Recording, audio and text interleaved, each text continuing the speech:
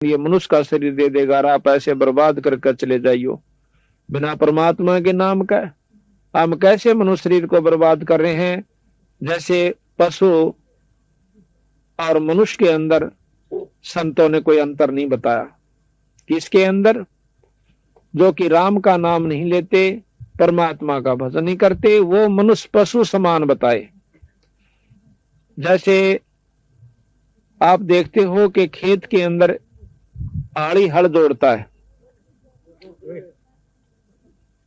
आड़ी और दो बैल सारा दिन इकट्ठे चल रहे। आड़ी अपना पेट भर लेता है रोटियां तक, और भाई वो दोनों बैल भर लेते हैं चारे तक। बाकी काम सारे बराबर हैं, चोट कराना, पेट भर लेना, पानी पीना, बैठना, ऊँगना, सो जाना और धंधा पीटना। सिर्फ शरीर का अंतर है, कर्म का कोई अंतर नहीं है। अगर हम सारी उम्र यो ही काम करके चले गए तो संत कहते हैं कि उस हाड़ी में और उन दो बैला में कोई अंतर नहीं है। अगर उस भोले भाले व्यक्ति को ये ज्ञान हो जाए सत्संग के माध्यम से कि वे दो घड़ी भगवान भी बजा कर और हल के साथ साथ नाम लेकर के जाप करता रहे, वो खेत भी बढ़िया, खेती भी बढ़िया हो, वो अन्न भी परमात्मा के नाम के मंत्र के द्वारा जो बोया गया है वो खाने वाले पर भी अच्छा असर करे। तो ये काम हमने जानकारी नहीं मिलती क्योंकि सत्संग का भाव रहता है, और सत्संग होता है तो बहुत कम भक्तात्मा आती है। आपके गांव में तो परमात्मा की कोई खास रजा है कि आप आज इतने सत्संग में आए हो। अन्यथा